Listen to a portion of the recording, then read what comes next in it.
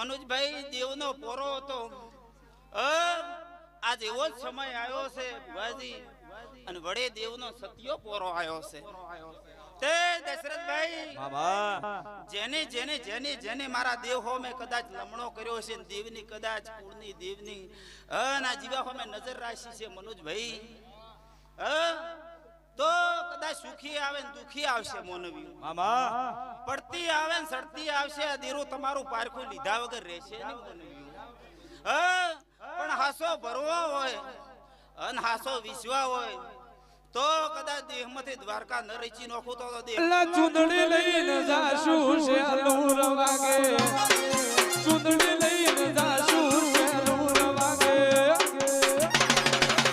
મારા ગોલાના મઢડે શેલુર વાગે વાગે. વાહ સમી ઢોલી વાહ.